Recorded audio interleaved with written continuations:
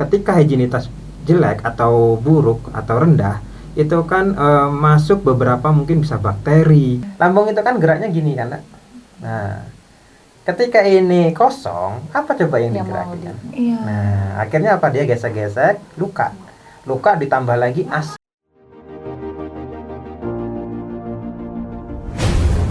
Tetap bersama kami, Tuba Baku Streaming Radio. The Goodness of Tubagas. Assalamualaikum warahmatullahi wabarakatuh. Waalaikumsalam warahmatullahi wabarakatuh. Selamat siang Tuba Baku, salam sejahtera bagi kita semua. Tapi pun, bagaimana kabarnya Tuba Baku pada siang hari ini? Semoga senantiasa sehat dan bahagia tentunya. Kembali lagi bersama saya Selin Dini Amrina dalam Dialektika, Dialog Interaktif Tuba Baku. Tidak lupa juga saya ucapkan selamat datang di studio Tuba Baku Streaming Radio, di mana episode kita kali ini akan membahas pentingnya asupan bergizi dalam meningkatkan imun selama bulan Ramadan. Untuk membahasnya tentu saja saya tidak sendirian dan telah hadir bersama saya di studio Tuba Baku Streaming Radio Ibu Dwi Juniarti Sarjana Gizi sebagai staf kesehatan keluarga dan gizi, dan Bapak Dr. Agus Nur Hadi Magister Manajemen Rumah Sakit sebagai Kepala Tim Mutu dan Pelayanan Kesehatan. Oke, selamat siang. Selamat siang Pak, Bu. Gimana nih kabarnya hari ini? Alhamdulillah. Baik, sehat, semangat dan bahagia dong Bu pastinya ya. Betul. Walaupun Bahagia. cuaca di luar lagi nggak menentu, kita harus tetap semangat dan bahagia nih Pak. Bahagia karena mau menghadapi bulan Suci Ramadan ya. Terus di mana kita ketahui nih ya Pak Bu, kalau bulan suci Ramadan ini sudah di depan mata nih Pak. Betul. Nah, kemudian tentunya banyak banget nih berbagai jenis makanan dan minuman yang kita temukan ya Bu, apalagi kita nih seringkali berburu takjil ya Bu, dimana banyak banget jenis makanan dan minuman yang mau dibeli tentunya ya. Nah, dalam menjaga pola makan nih, seberapa penting sih Pak Bu menjaga pola makan dalam bulan Ramadan ini? Ya, selamat siang bagi masyarakat Tubaba. Terima kasih ya atas undangan dari Dinas Kominfo ya. Kominfo ya Mbak ya. Betul. Ya, jadi gini Bu, dalam mempersiapkan puasa kita sebagai umat Islam, yang pertama adalah niat dulu ya. Niat karena niat itu kalaupun tidak disertai dengan niat yang baik, pasti akan orang pun tidak akan bisa menjalankan. Iya, betul. Oke. Tapi kalau sudah diniati dengan keimanan kita, kemauan kita untuk menjalankan ibadah puasa, tinggal kita mencari salah satunya yaitu tentang kesehatan. Nah, kesehatan ini sangat penting di dalam menunjang proses puasa. Ya, jadi kita harus benar-benar bisa mempersiapkannya itu mulai dari bagaimana kita melihat diri kita. Namanya karena kan masyarakat ini tidak semua masyarakat yang seusia ya. Di sini ada yang masih muda, ada yang sudah remaja, atau mungkin sudah tua ya, dan usia-usia ini juga ada beberapa yang menderita penyakit kronis seperti hipertensi, diabetes atau yang lainnya. Nah, untuk penderita-penderita ini jangan khawatir ya, jangan khawatir dalam artian untuk saya kok DM takut ngedrop diabetes ya maksudnya, atau mungkin hipertensi. Nah, ini mumpung ini masih ada waktu ya, kita mungkin untuk penderita DM bisa berkonsultasi dengan dokter bagaimana apakah saya bisa menjalankan. Nah, ketika menjalankan kita harus tahu nih jenis-jenis makanan yang harus dimakan, dan yang terpenting adalah obat-obatannya itu harus diminum sesuai dengan petunjuk dokter. Jadi itulah jadi salah satu kita mempersiapkan itu seperti itu ya. Kalau terkait makanan ya, bagi yang masih muda yang banyak makanan takjil itu kita lihat juga ya, pertama itu adalah higienitas ya, hygiene, karena higienitas itu atau kebersihan itu dari mana ya, kita melihat cara menyajikan si penjual ya.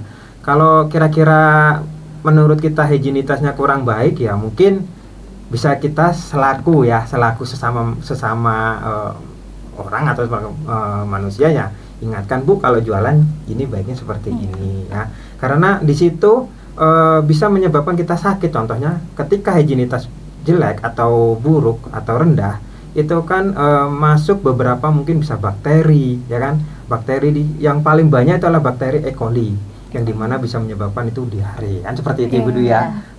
Nah, Kalau terkait jenis apa sih yang bisa makanan yang baik, mungkin Bu Dwi nanti bisa menambahkan dalam artian porsi, karena kalau Bu Dwi ini kan dari segi gizi ya Bu ya, dari segi gizi. Nah, berapa sih porsi-porsi yang harus dihitung, itu mungkin Bu Dwi akan menjelaskan atau lebih memahami. Kalau saya, kalau dari segi medis ya itu tadi intinya perkuat dulu ke ini kita, selanjutnya kita lihat nih persiapan nih dalam artian yaitu tadi makanan yang banyak mengandung karbohidrat, contohnya nih gula, nasi ya, kurma. Nah, goreng-gorengan itu kan termasuk lemak ya. Nah, itu juga harus dilihat di itu. Terus yang terpenting juga adalah buah-buahan ya, terus sayur-sayuran itu harus seimbang. Mungkin itu yang harus kita persiapkan itu untuk menyongsong bulan suci Ramadan. Kemudian nih untuk makanan yang disarankan tadi ya Bu, yang dikonsumsi itu yang seperti apa jenis-jenis makanan? Kalau jenis makanannya ya, jenis makanannya yang jelas harus seimbang Mbak. Ya, jangan terlalu banyak juga minum manis. Ya. Betul. Karena manis ini sepertinya, ya, saya tidak bisa menjudge nih, ya kan, menjudge. Oh, ini manisnya ini dari segi dari pemanis buatan. Kalau dia benar-benar dari gula, itu kalau berlebihan ya bisa menyebabkan ini kadar gula dalam darah kita naik. Ya. Nah, tapi kalau untuk remaja mungkin atau masih usia produktif tidak terlalu ini ya. Terutama ini yang perlu perhatian adalah untuk usia lanjut. Ya. Jangan sampai terlalu banyak makan kolak. Ya, kolak itu kan rata-rata manis ya Bu ya. Iya. Nah, makan kolak jangan terlalu berlebihan. Cukuplah 1 gelas atau setengah gelas aja dulu ya dalam 1 hari. Karena apa? Kalau ini terakumulasi ya, nanti dia ini yang pernah saya alami ya. Dalam artian saya di praktek itu melihat tadinya dia nggak punya gula, tiba-tiba setelah lebaran kok gulanya naik. Ada yang sampai 400. Nah, itu karena ternyata waktu saya tanyakan ke record atau riwayatnya selama bulan puasa, oh ternyata dia banyak makan kolak, makan roti yang manis-manis. Kiranya kan memang ini ya anjurannya ya. Tetapi kita harus lihat tadi itu. Kalau memang dia usia lanjut, sudah kurang produktif, dalam artian kurang produktif itu gini. Dia sudah tidak banyak aktivitas bergerak, itu silahkan boleh makan manis. Kalau sunnahnya itu kan cukup 3 kurma ya. Ternyata kurma itu bagus buat mengawali buka puasa. Karena apa? Ini struktur gulanya itu tuh ternyata mudah diserap. Ya, struktur gulanya itu berbeda dengan gula tebu atau gula pasir yang beredar. Ya, itu lebih cepat sehingga dia itu nggak banyak menumpuk. Berbeda lagi kalau nasi juga mengandung gula, tapi strukturnya panjang. Ya, sehingga dia butuh proses dibongkar ya di dalam tubuh kita. Nah, sedangkan orang tua itu kan sudah mulai mengalami penurunan fungsi-fungsi ya dalam tubuhnya. Contohnya pankreasnya mungkin sudah ya, dia tetap produksi tapi sudah mulai, terus enzimnya itulah. Jadi berbuka lihat juga ya, terus usahakan mengurangi makanan yang berasal dari yang diolah dengan gorengan atau minyak goreng ya. Boleh makan, tetapi tetap batas artian. Dan yang terpenting juga adalah sayur ya, buah. Nah, jangan takut juga untuk penderita asam urat tinggi ya. Asam urat tinggi. Kadang kan asam urat, kalau makan sayur takut asam uratnya tinggi ya. Jadi asam urat itu sebenarnya ya, asam urat itu kan dia ini larut dalam air. Nah, makanya kalau puasa itu jangan lupa juga cukup air, cukup minum dalam artian karena dia akan larut. Jadi asam urat itu akan larut waktu kita minum kan difiltrasi ya. Jadi asam urat itu akan difiltrasi di ginjal, dia mengikuti urin kita. Nah, kalau pengen membantu lagi adalah beraktivitas olahraga secukupnya. Ya, jangan terlalu lelah. Kalau kita berbicara waktunya berapa ya, paling enggak 30 sampai 1 jam. Iya. Ya, waktu yang efektif nih untuk berolahraga itu kapan nih Pak? Karena kalau siang-siang kita olahraga kecapean, aus juga kan Pak jadinya kan. Ya paling yang sekiranya masih itu ya pagi. Karena pagi, kenapa saya bilang pagi? Karena kalau pagi itu kita kan sahur nih. Ya kan? Sahur kurang lebih kalau sekarang di Tulang Bawang Barat nih sekitar pukul 5 ya. Subuh tuh 4:45 ya subuh ya. Nah, jadi kan kita kan mungkin mulai sahur itu jam 3 ya Mbak ya. Yeah. Jam 3. Nah, nanti selesai mungkin sahur sekitar jam 4 lah, 4.30 udah selesai nih. Nah, kita kan kalau bangun pagi itu kan sekitar jam 6, jam 7 olahraga itu kan makanan yang kita makan tadi kan belum terlalu energi. Jadi energi yang dihasilkan dari makan kita itu kan masih banyak nih. Nah, silahkan olahraganya lebih baik di pagi hari. Kurang lebih ya itu tadi antara 30 sampai 60. Nah, untuk olahraga yang bagus ya jangan terlalu yang berat, dalam artian bisa jogging ya, bisa jalan santai, atau yang punya alat ya treadmill gitu ya. 30 menitnya sekiranya kurang lebih untuk pembakaran kalori kurang lebih 1000 ya Bu ya. Iya. Ya, 1000 kalori. Biasanya kan di alatnya itu kan ada pembakaran kalori ya. Tuh, jadi itu yang saya anjurkan adalah pagi. Kalau siang otomatis nanti haus. Ya. Jadi alasannya batal ya kan minum. Betul, karena dia kecapean. lemah gitu.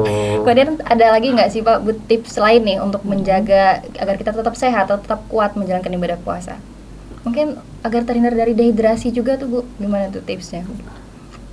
Kalau untuk dehidrasi ya, kalau untuk dehidrasi kan kita bukan hanya dari air mineral gitu ya, itu bisa juga dari bahan makanan. Jadi misalkan kayak kita buat sayur nih, kayak sayur bayam itu kan berkuah gitu kan, nah itu bisa dari situ. Dan juga untuk asupannya itu dalam satu hari itu harus 2 liter atau setara dengan 8 gelas. Nah untuk pembagiannya itu bisa disesuaikan gitu kan. Kadang kan ada yang memang dia kuat minum gitu kan, ada yang memang dia harus bertahap gitu. Kalau untuk bertahap tuh bisa nih setelah bangun tidur sebelum sahur 1 gelas, setelah sahur 1 gelas seperti itu kan. Habis itu waktu berbuka puasa 1 gelas, sebelum sholat maghrib sholat tarawih 1 gelas, sepulang sholat tarawih 1 gelas, dan sebelum tidur 1 gelas seperti itu. Jadi dibagi-bagi aja, disesuaikan, dikasih jarak. Karena takutnya nanti pikirnya biar nggak aus, jadi pas sahur minum banyak-banyak. Betul. Ya, kalau anjuran saya membaca kemarin dari Kementerian Kesehatan itu ada anjuran itu kan 8 gelas ya tadi ya, betul, kata Bu Dewi. 18. Itu paling gampangnya gini. Ketika berbuka puasa, kita ambil antara 3 sampai 4 gelas. 3 sampai 4 gelas. Nah, ya kan? Jadi pas berbuka, ya kan, setelah itu kita kan biasanya kalau berbuka itu buka kan terus makan kecil ya, yang dari 1 kurma tadi itu minum, makan kurma, pas selesai makan kurma minum lagi 1 gelas, kan udah 2 gelas tuh, ya kan, 2 gelas, terus sholat, ya kan, habis sholat itu sholat maghrib itu biasanya makan tuh, ada yang makan besar, ada juga yang makan besarnya nanti setelah sholat gitu. Nah itu juga itu tergantung kebiasaan. Ya. Yang penting tetap kita makan juga ya, makan besar sesuai dengan porsi kita ya. Dalam artian sesuai porsi itu sesuai dengan takaran. Jangan terlalu berlebihan ya. Contohnya kalau berlebihan itu makan sampai 2 kali piring. Ya kan, biar besok nasinya. kuat niatnya. Benar. Ada juga yang biar kuat biar tahan laparnya kan gitu ya. Nah jadi diselamakan itu kan kalau kita minum ya kan, sebelum makan kita minum, nah nanti setelah makan agak berapa lama kita minum baru berangkat sholat ya kan. Nah pulang dari sholat tarawih, atau bagi yang laki-laki ya terutama ya, sholat tarawih berjamaah di masjid, atau yang ibu-ibu juga atau yang perempuan itu kan bisa juga nanti habis itu pulang 2 gelas. Nah nanti pas sahur kita minum juga 4 gelas lagi kan. Itu justru malah hampir 10 gelas ya. Kalau kita kayak gitu kan. Jadi nggak langsung minum banyak-banyak kan nggak baik juga. Nanti kalau banyak-banyak air langsung kenyang kan Mbak. Banyak air. Ya kan? Karena air itu kan struktur air itu kan nggak ada karbohidrat Mbak. Nggak ada. Dia paling ada pun hanya mineral. Itu pun sangat-sangat kecil lah. Ya kan? Mineral itu juga dibutuhkan dalam tubuh kita ya. Mineral NaCl itu ya buat membantu jantung ya kan. Terus yang lainnya kan seperti itu. Jadi minumnya termasuk tadi kata Mbak Dwi ya. Kita air itu tidak hanya didapatkan dari minum, bisa dari sayur-sayuran dalam artian sayur-sayurannya ya itu yang berkuah ya. Nah, sayur-sayuran juga itu kan banyak mengandung ini, selain vitamin juga mengandung mineral. Nah, itu. Jadi itulah makanan-makanan. Nah, terus vitamin ya buah seperti itu. Dan di buah juga kan mengandung mineral. Kan? Seperti itu. Jadi dibagi ya. Kalaupun lebih dari itu selama memang apa namanya tidak terlalu berlebihan, dalam tidak berlebihan itu kan kadang ketika masih muda mungkin masih oke lah lebih dari 10-12. Tetapi ada pasien-pasien tertentu semisal nih pasien dengan gangguan jantung ya, itu harus dibalans cairannya. Jadi antara apa yang dimasukkan dengan apa yang dikeluarkan diusahakan hampir sama. Apa yang dikeluarkan urin, keringat kan gitu itu. Nah, itu ada ininya juga Mbak, apa namanya, ada pengukurannya. Jadi intinya balance itu antara yang masuk dan yang keluar harus seimbang. Ya. Kemudian ada nggak sih Pak dampak lain nih dari mengkonsumsi makanan berlemak atau manis yang secara berlebihan, ada nggak? Jelas ada. Banyak nih Mbak. Ya? Banyak gitu. Ya itu tadi salah satunya ya. Untuk terutama kalau lemak ini gini, lemak itu kan lama Mbak prosesnya. Penyerapannya. Pertama penyerapannya, yang kedua ini prosesnya Mbak. Pemecahannya itu lama, tidak secepat. Jadi kalau lemak itu kan sebenarnya kan juga ujung-ujungnya bisa buat energi ya Mbak ya. Tetapi itu membutuhkan waktu yang panjang. Panjangnya itu ya dia kalau siklusnya itu siklus Krebs namanya ya Mbak. Ada pembongkarannya. Nah, itu bisa lebih dari 8 jaman. Nah, sehingga lemak yang dalam tubuh itu akhirnya tidak terserap. Ya, bukan terserap, tidak terbongkar. Karena apa? Pembongkaran utama itu jelas glukosa Mbak, yang makanan manis tadi itu. Nah, makanan manis pun kalaupun berlebih juga dia terendap di dalam tubuh kita. Ya, terendap di dalam tubuh kita. Nah, ketika tadi ya, yang usia lanjut, tadi kan usia lanjut itu kan dibongkar nih gulanya ya dalam bentuk glukosa oleh si insulin. Nah, insulin itu kan ada di dalam tubuh kita yang diproduksi dari sel beta pankreas. Nah, ketika sel beta pankreasnya ini sudah lemah, insulinnya kan nggak maksimal Mbak yang dikeluarkan. Ketika insulin ini tidak maksimal, gula yang dimasukkan banyak kan nggak diproses Mbak, cuma seberapa. Akhirnya apa? Dia terendap di darah. Nah, akhirnya apa? Kadar gula darahnya tinggi. Itulah yang menyebabkan. Nah, tetapi kalau untuk usia-usia muda ya tetap dijaga, jangan terlalu. Kayaknya nggak mandang usia sih Pak. Karena gini, setel kita ini kan ya Mbak ya. Jadi kalau saya lihat ini Gen Z ya sekarang ya namanya ya. Gen Z ya. Gen Z ini nih kayaknya enak diem di rumah pegang HP Mbak, ketimbang seperti yang dulu kan. Iya betul. Ya kan, betul kan Mbak ya. Jadi ya tetaplah. Jadi kalau saran saya untuk yang anak-anak sekarang ini ya usahakan banyak gerak juga ya. Karena memang sekarang ini makanan banyak yang mengandung manis, tinggi kalori Mbak. Kalorinya tinggi sekali.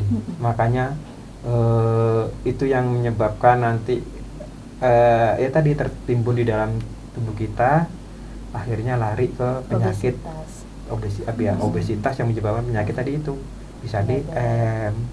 Makanya sekarang kan wacana ya Mbak ya, ada pernah kan Mbak ya, masyarakat Tubaba mohon ya di sini yang bisa mengikuti ini CKG kan. Karena sekarang ini cek kesehatan. Setiap ulang tahun ya dari Kementerian Kesehatan kan ada hadiah tuh ya.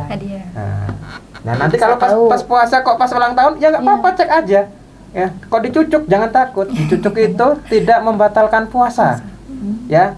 Jadi kalau pemeriksaan darah itu tidak membatalkan puasa, yang membatalkan puasa ya makan, minum. Itu membatalkan puasa. Tapi kalau dicucuk karena memang kita ingin mengevaluasi, tidak apa-apa gitu. Boleh aja. Boleh, nggak membatalkan puasa. Yang membatalkan puasa adalah makan dan minum. Ya gitu. Nah berarti memang olahraga juga harus seimbang ya Bu ya untuk mengurangi itu tadi. Tadi kan kita udah membahas mengenai makanan berlemak dan manis. Kemudian kalau untuk makanan atau yang dihindari untuk menjaga pencernaan, masalah pencernaan itu gimana Bu? Oke, terkait pencernaan itu kan selama bulan puasa itu biasanya yang banyak gejalanya itu biasanya diare, terus sembelit itu artian bisa dikatakan susah BAB lah ya, susah BAB, terus perut nggak nyaman seperti itu, apakah dia rasanya kembung apa. Nah, memang ada beberapa makanan yang bisa menyebabkan hal tersebut ya. Kalau kita berbicara diare itu mayoritas yang disebabkan adalah makanan terkait higienitas ya, kebersihan. Itu biasanya makanan yang banyak terkontaminasi oleh bakteri ya, E. coli. Nah, itu yang menyebabkan dia diare. Nah, selain itu juga makanan yang terlalu pedas, terus makanan yang bersantan itu juga bisa menyebabkan diare. Oleh sebab itu perlu yang pertama yang terkait higienitas perlu diperhatikan benar-benar ya oleh warga ya, para pendengar ya. Jadi nanti kalau mau beli takjil tolong dilihat benar-benar ya, bahwasanya makanan itu bersih apa enggak. Bersih itu dalam artian cara penyajiannya ya, kita lihat ya. Kalaupun dia tidak bersih ya sembari kita bicara baik-baik lah ya. Gitu, dan ngasih tahu lah Bu, tolong. Biasanya gini Bapak Ibu, saya nggak tahu ya, ini kan tuh Baba lagi musim hujan ya. Nggak tahu nanti pas puasa apakah jadi musim panas. Kalau panas itu biasanya debu ya. Nah, debu. Kadang kalau saya ini sedihnya gini, melihat ibu-ibu jualan gorengannya dibuka, nggak ditutup. Nah itu, yang terkadang kita resiko juga beli seperti itu ya, entah itu gorengan, entah itu minuman ya, atau produk-produk makanan. Nah itu yang menyebabkan resiko terjadinya diare. Terus yang kedua yang sembelit ini biasanya ya, atau secara teori ini karena memang dia makan kekurangan serat. Nah, serat dari mana? Serat itu bisa didapat dari sayur-sayuran. Oleh sebab itu ya, para pendengar, harapan kami ketika makan itu harus seimbang ya. Jangan hanya makan nasi pakai nugget. Benar. Yang instan ya. Makan nasi pakai nugget ya. Tapi usahakan ada sayur. Sayur apa ini yang paling banyak? Ya sayur yang berwarna hijau. Ya. Tetapi juga kayak brokoli itu juga tinggi serat ya, boleh tuh. Selanjutnya buah-buahan, usahakan ada buah-buahan ya. Nah, terus yang utama juga sembelit ini bisa diatasi dengan cukup minum air tadi ya, terutama kalau biar nyaman ya minumnya yang agak-agak banyak. Kalau itu kan tadi kan minimal 8 gelas Ibu ya. Iya, 8 gelas. 8 gelas itu porsinya itu kalau kita bagi itu 2-4-2 ya, maaf ya tadi kan hari ini ya 2-4-2. Jadi 2 pas buka, 4 pas makan, 2 pas sahur. Nah mungkin ditambah nggak apa-apa ya, ditambah 1 gelas, atau mungkin yang malamnya dikurangin dibagi itu. Supaya apa? Supaya nanti pas kita, mohon maaf ya, pas buang air besar itu kotoran kita ini nggak terlalu keras ya, karena dibantu dengan pemberian air minum tadi. Kan kalau air minum kan nggak diresap, nggak dinaik lagi ya, nggak dicerna ya, begitu minum langsung set ya. Kalau misalnya untuk orang yang nggak suka sayur gimana nih Pak? Kan ada nih ya orang yang nggak suka sayur, bahkan nggak bisa makan sayur, ada kan? Buah-buahan diganti dengan buah-buahan seperti pepaya, pisang, ya Bu ya, melon, semangka, yang banyak air. Ya. Tuh, jadi digantikan itu ya tetap minum cukup gitu. Tapi ya sayur itu kan bukan untuk kepentingan hanya mengurangi sembelit ya. Saya sampaikan tadi, dia di situ ada kandungannya yaitu kalium atau yang disebut dengan elektrolit dan juga vitamin ya. Makanya yang tidak suka sayur sangat disayangkan. Kenapa nggak suka sayur? Padahal padahal itu dibutuhkan tubuh kita. Nanti akhirnya apa? Kita kekurangan kan gitu. Ya makanya larinya bisa dibantu dengan buah-buahan. Ya kalau untuk yang sembelit. Terus yang nggak nyaman nih perutnya nih, ya kadang rasanya mual, terus rasa pedih. Nah kalau yang rasa pedih itu dikarenakan dia ada memang sebelumnya penyakit, kalau orang awam bilang sakit mah. Ya sakit mah Sebenarnya sakit mah itu jenisnya banyak, Bu. Ya. Apa aja Ada nih, kalau boleh tahu? ya, mah itu kan sebenarnya bahasa Latin dari lambung, Bu. Lambung. Ya, mah. Jadi mah itu tuh bahasa Latin dari kalau kita lambung, ya. Lambung kalau bahasa Indonesianya. Nah, itu ada beberapa macam ya. Dia bisa karena ulkus, luka. Ya, yang diakibatkan karena biasanya makanannya suka telat, makan yang pedas-pedas. Itu tadi itu bisa menyebabkan ulkus. Ulkus itu koreng. Jadi koreng di dalam lambung. Iya. Bisa. Bisa. Ya. Karena kan lambung kita ini asam sekali, Bu. Ketika contohnya gini kan, ibarat kata ya, kita contohkan tangan nih ya. Tangan ini lambung kita. Lambung itu kan geraknya gini kan. Nah, ketika ini kosong, apa coba yang digerakkan? Iya. Nah, akhirnya apa? Dia gesek-gesek, luka. Luka ditambah lagi asam. Bayangin aja, Ibu pernah makan ini kan? Tulang ikan. nggak sengaja. Iya. Tulang. Mungkin kita makan tulang ayam, tulang yang lunak-lunak itu kan nggak mungkin hancur kan? Iya. Tapi begitu keluar dari kotoran, dia udah lembek. Bayangin aja, alangkah kerasnya kan dia di dalam tubuh kita diolah. Nah itu makanya ketika penderita yang tadi itu yang bisa dikatakan mah itu ya, makanya kalau bisa diusahakan teratur. Kalau waktunya pas berbuka ya berbuka ya, usahakan saya sampaikan hindari dulu goreng-gorengan, karena goreng-gorengan tadi itu dia kan lemak tuh cepat terasa penuh, terasa kenyang, padahal kita belum maksimal dalam artian makanan tadi belum memenuhi mencukupi kebutuhan lambung kita, sehingga nanti malah akhirnya timbulnya rasa yang nggak nyaman. Ya. Kadang kan kita kalau buka puasa memang kalau udah terlalu banyak manis atau ditambah gorengan kadang ngerasa enak mual gitu, Mbak. Kadang kan ya. Iya betul, karena kan manis bercampur dengan lemak. Itu kan, karena manis itu kan glukosa ya, tadi itu lemak itu Mbak, sebenarnya gini, mungkin ini Mbak Dwi yang lebih paham karena memang gizi ya.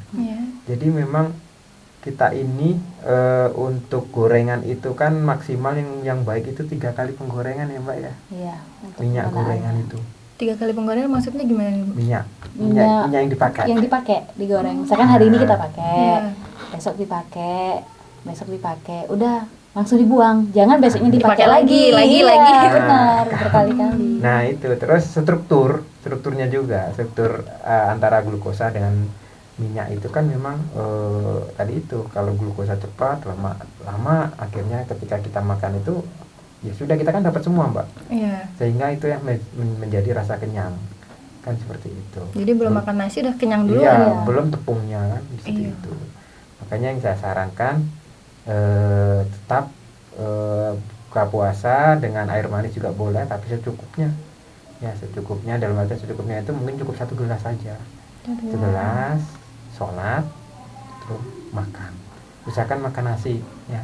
Gorengan, ya boleh kalau hanya sekedar mencicipi ya. 1, 2. Kalau sampai 5 ini masih udah kenyang, Mbak. Iya, kan? Takaran kalorinya itu loh yang kita ini memang yang masih sedikit informasi itu terkait takaran kalori. Nah, kalau takaran kalori ini pakarnya Bu Dwi yang tahu dia. Tentang kalori, Bu ya. Nah, kalau kebutuhan kalori kita bisa tahu barang-barang berapa kalori yang dibutuhkan. Sebenarnya berapa Bu yang dibutuhkan dalam tubuh kita nih kalori? Kalau untuk kalori itu setiap orang tuh berbeda-beda ya. Karena apa? Kita dilihat dari umurnya, aktivitas dan berat badannya juga. Karena apa? Kalau dia berat badan yang berlebih, dia itu harus dikurangin kalorinya. Dikurangin malah. Iya, biar malah dikurangin. supaya membongkar. Iya. Kayak saya ini kalorinya banyak, Mbak. Iya kan? Dikurangin berarti, Pak. Dikurangi dengan apa? Aktivitas. Jadi yang saya makan dibantu dengan kalori yang udah ada di dalam tubuh kita, contohnya apa? Lemak. Makanya tadi lemak itu tersimpan lama, Mbak. Kalau nggak dia tambahan tadi, contohnya nih kita minum manis sama makan gorengan. Yang pertama dibongkar itu manisnya dulu. Iya. Lemaknya nanti lama disimpan. Nah, nanti kalau kita pas puasa seperti inilah mulai dibongkar. Ya kan? Gula kita sudah mulai berkurang, ya kan? Gula itu kan nggak panjang, makanya pada penderita yang kekurangan gula, ya contohnya namanya hipoglikemia, itu makanan yang paling cepat untuk membantu memulihkan itu adalah gula. Bikinkan aja teh manis yang pekat, itu paling sekitar ya 1 sampai setengah jam sampai 1 jam tuh udah balik mbak, gulanya udah naik, udah cepat itu. Tetapi kalau mbak makan nasi Malahan lama dalam Pemecahannya. artian pemecahannya tadi Iya. itu karena struktur glukosanya beda. Kalau Cepat gula gula. dia lebih pendek Lebih pendek. dibanding dari nasi. mending dari nasi. Gitu. Iya. Jadi nasi ini agak lama juga ya, Bet? Ya, Iya, tapi tapi tidak selama lemak. lemak, karena kan dia strukturnya sama-sama glukosa. Ya itu tadi ya, lemak, makanya ada lemak jahat dan lemak baik. Iya, Betul. Oh. Jadi nasi termasuk lemak jahat atau lemak baik nih, Bu? Kalau nasi nggak ada lemak. nggak ada Nggak lemak. ada Dia lemak. Gorengan. karbo. Kalau gorengan iya. Iya. Jahat, berarti gorengan jahat. Ya, Enggak jahat Nggak juga. jahat juga. jahat kalau sudah digoreng 2-3 kali, Mbak. Oh iya. Ya, jadi gini. Diulangi. Kan ada nih eman-eman ya. Iya. Kadang ini masih kayak gitu ya. Apalagi Sayang ibu-ibu banget. nih. Gitu Nah, ya. Kalau bagi nutrisionis, ya, nutrisionis itu makanan tuh kalau boleh jangan dipanasin, Iya, diulang ya. sekali makan. Kali makan ya. Betul. Ya, Tapi ya karena eman-eman tuh, Ah, Ya, ini bisa, iya. bisa lagi nih Itulah untuk kita nanti, ini. gitu. Untuk besok. Saya- Betul. Makanya kalau bisa ya tetap usahakan makan itu cukup. Ya, dari Iya. saran kami ya. Jangan berlebihan. sekali, Jangan berlebihan. jangan berlebihan, terus pola Disesuaikan. masaknya juga langsung sekali langsung dimakan. Seperti itu. Tapi ya itu tadi ya, Bu, ya, namanya kita semua nih udah berpuasa, terus berburu takjil, dari yang manis, mungkin yang berlemak, semuanya jadi pengen nih, Bu. Iya. Jadi balas dendam kan ya kita. Ya, Pengen beli ini, semuanya mau dimakan, padahal hasilnya nggak kemakan juga tuh malam-malamnya. betul. Karena Akhirnya mubazir. Iya, mubazir. hilap Itulah mata jadi itu. ada rasa ya, bukan itu memang gini. Itu memang ada kayak dalam tubuh kita itu kan ada hormon ya. Ketika ada hormon kita nih nafsu nih, Iya. pengen nih makan. Saya mau kalau pas puasa nanti pas buka nanti saya mau makan kolak, mau makan es buah. Iya, Ya kan, benar, mau Pak. makan gorengan atau mungkin kalau ada sosis bakar, kan Iya. seperti itu ya. Iya. Begitu makan, karena apa? Karena dalam tubuh kita ini ya itu tadi ada porsinya, Mbak. Ya, lambung kita ini enggak laju mau dimasak aja, mau makan apa aja bisa masuk, enggak. Lambungnya. Ada ukurannya, ada takarannya. Jadi ketika kita sudah kenyang ya sudah. Nah, yang jadi masalah itu adalah nafsu. Nafsu itu yang harus kita kendalikan, yang dimana nafsu itu ya nanti bisa membawa ke kebiasaan kita. Dan nafsu itu juga dipengaruhi oleh hormon-hormon kita gitu. Ketika kita memang sudah berniat ya nanti hormon itu akan mendorong kita untuk supaya melakukan gitu. Jadi salah ya, Pak ya, Bu ya. Kalau kita semuanya kita beli atau kita makan niatnya untuk balas dendam biar besok kuat nih puasanya, Iya. ternyata enggak ya. Enggak. Malah Kurang menimbulkan tepat. penyakit. Betul. Malah menyebabkan penyakit di kita ya, bukan secara biologis, justru malah bikin kita nggak fit, Nggak malah sehat. ya nggak akan sehat gitu ya. Makanya makan tetap harus di puasa ini harus tetap di itu ya, jangan sampai ada rasa dendam. Iya. Bahasanya merasa. dendam jelek banget ya, dendam. Iya. Balas dendam apalagi ya. Dendam ya. dendam. Kalau dendam buat makan kan. Makan, iya. Kurang bagus lah. Padahal niatnya biar besok kuat, padahal Iya, enggak ya, Pak. Enggak. Salah berarti. Iya, iya. Kurang tepat. Kurang tepat. Iya, kurang tepat. Nah, kemudian gimana nih, Bu, caranya untuk kita menjaga pola tidur? Kan seringkali juga mungkin ada kegiatan-kegiatan yang tertentu yang dilakukan di bulan Ramadan sehingga kita tidurnya terganggu nih. Gimana nih, Pak? Karena kurang tidur juga kan nggak sehat gitu. Betul. Jadi tidur itu kan yang kita lihat itu sebenarnya kualitas, Kualitas. bukan kuantitas. Ya, kalau kita berbicara kualitas itu kita tidur ibarat kata setengah jam.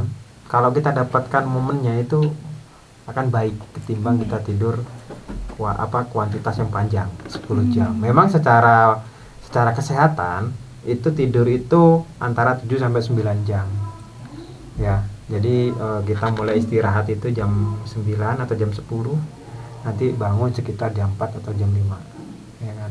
Ya. Ketika kita memang kondisinya fit, ya, kita akan mendapatkan tidur yang nyaman. Tetapi tidak salah juga ketika kita tidur jam 10 bangun jam 2. Ketika memang kondisi kita dapat tadi itu secara kualitas itu dapat cukup sebenarnya Mbak. Jadi kita lebih baik mendapatkan tidur yang berkualitas daripada yang berkuantitas. Karena justru malah berkuantitas itu kadang malah nggak sehat juga. Contohnya kalau kita tidur jam 10 bangun jam 6 kan terlalu panjang banget kan. Tuh, secara itu juga kita bangun tidur kan. Maksud saya tuh udah tidur kebangun itu termasuk. Nah, untuk mendapatkan itu yang jelas gini Mbak. Tidur harus kondisi lepas gimana lepas pikiran.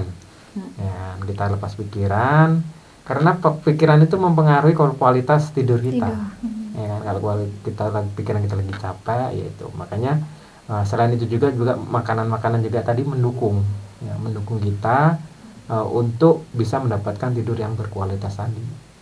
Kalau kita memang makanannya cukup sesuai dengan anjuran tadi itu ya, antara nasi, sayur, buah dan itu mencukupi insya Allah ya. Karena kalau tidur kondisi kekenyangan juga ya nggak enak juga ya. Benar. Nyaman.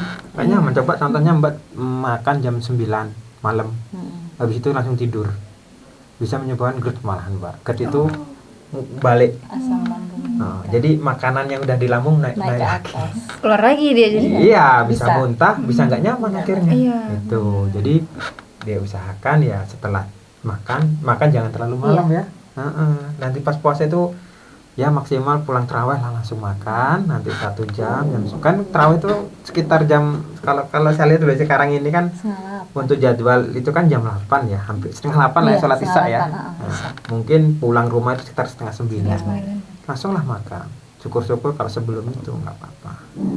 Jam 9 nanti setengah 10 atau jam 10 mulai istirahat kan biasanya setelah makan bisa tadarus tuh, ya kan. Nah, secara kesehatan juga kan kalau jam 8 jam 10 kan belum terlalu kemalaman buat istirahat, nanti bangun jam 3 kan pas itu.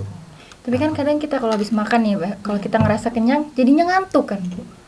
Ya usahakan kalau ngantuk ya diusahakan jangan dibawa tidur, tetap jangan dibawa tiduran.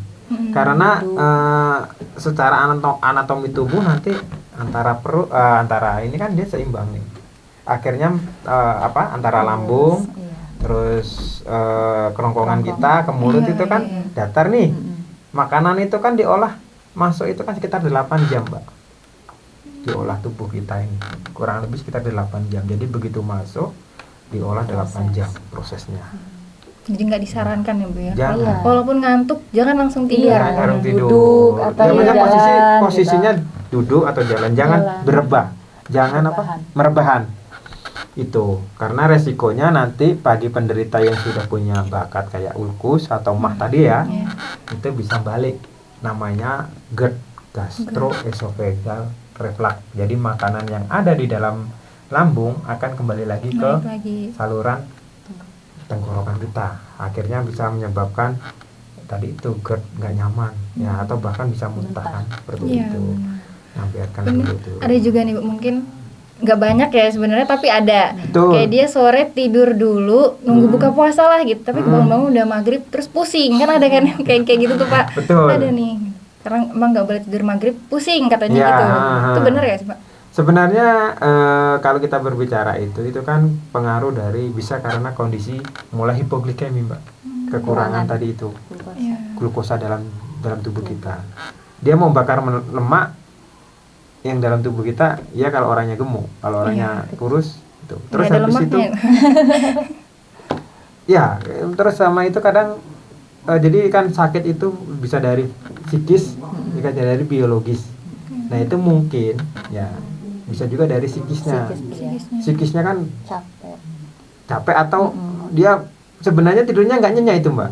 Kecuali kalau tidurnya nyenyak benar mungkin malah itu karena dia berharap cepat maghrib itu. Biar nggak kerasa lapar ya, tidur aja lah ya. Bangun-bangun udah tinggal minum. Ya tinggal minum.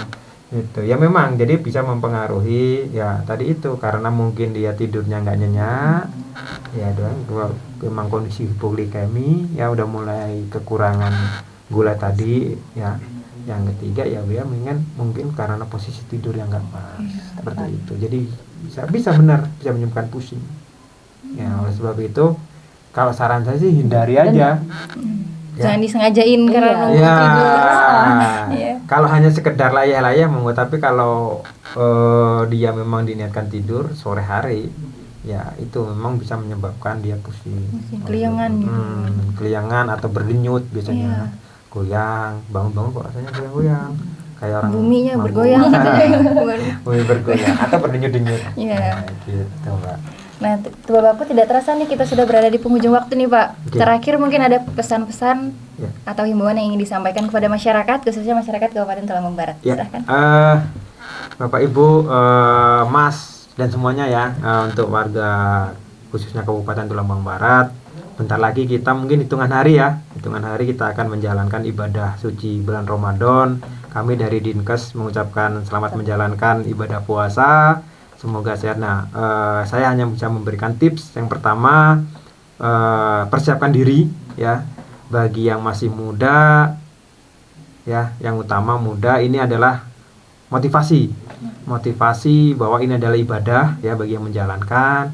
Terus bagi yang sudah usia lanjut, bagi yang penderita penyakit DM, hipertensi ya, silahkan hubungi dokter terdekat atau dokter di mana ibu lebih dekat ke fasilitas pelayanan untuk berkonsultasi bahwasanya apakah saya bisa atau tidak dalam menjalankan ibadah puasa.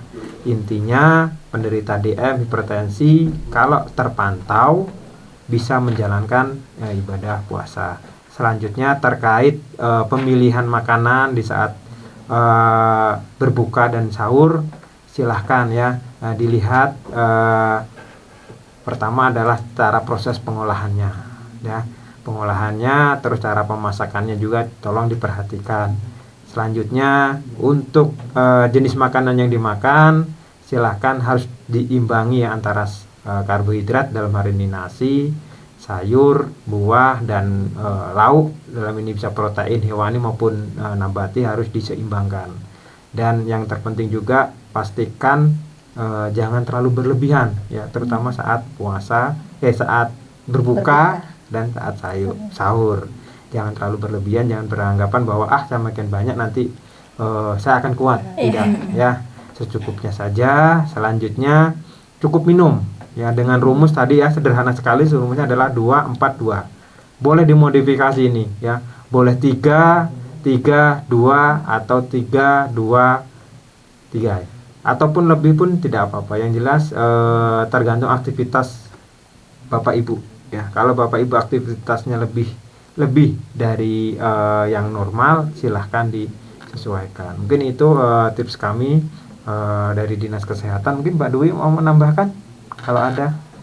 Tambahan aja sih untuk masyarakat Tulungagung Barat, untuk pemilihan bahan makanan itu tidak perlu yang mahal, jadi yang mudah terjangkau di daerah kita, seperti itu. Yang penting makanan tersebut itu lengkap. Artian dari lengkap ini bukan berarti mahal. Itu ada nasinya, ada lauk pauknya itu dari tahu atau tempe atau telur, ikan, lalu ada sayuran dan buahan, dan juga jangan lupa air mineral. Nah, itu untuk konsumsi air mineralnya itu untuk satu hari sekitar 2 liter atau 8 gelas. Nah, betul. Gitu. Jadi kalau secara agama adalah halal dan toyib. Ya, halal dan toyib. Jadi kalau kita berbicara halal ya, toyib itu artinya baik ya Mbak ya. Betul. Jadi kalau makanan itu benar halal tapi belum tentu toyib. Toyib itu bisa cara mendapatkannya atau cara pengolahannya. Makanya kita harus memilih makanan yang halal dan toyib, yang baik ya. Mungkin itu dari kami Dinas Kesehatan, Mbak. Kalaupun nanti ada yang masih teman-teman masih atau warga Tulungagung Barat masih ada yang belum masih mengganjal, nanti bisa berkonsultasi lebih lanjut ke kami. Terima kasih, Mbak. Baiklah, Bapak, tidak terasa kita sudah berada di penghujung waktu dan saya harus mengakhiri dialektika kita hari ini. Sebelumnya saya ucapkan terima kasih ya Pak, Bu, karena udah berkesempatan memberikan informasi kepada kami. Ya, sama-sama Mbak. Sehat dan sukses selalu. Ya. Kami harap hadir lagi nih Pak di lain waktu untuk Insya membahas Allah. topik yang lain. Oke, kita bahas topik lain nih Mbak ya. Ditunggu ya Pak. Iya. Oke, siap. Baiklah Tua Baku, saya Selin Dini Amirna mewakili tim yang bertugas mengucapkan terima kasih atas kebersamaan Anda dan sampai jumpa Tua Baku, The Goodness of Tubaba. Wassalamualaikum warahmatullahi wabarakatuh. Waalaikumsalam.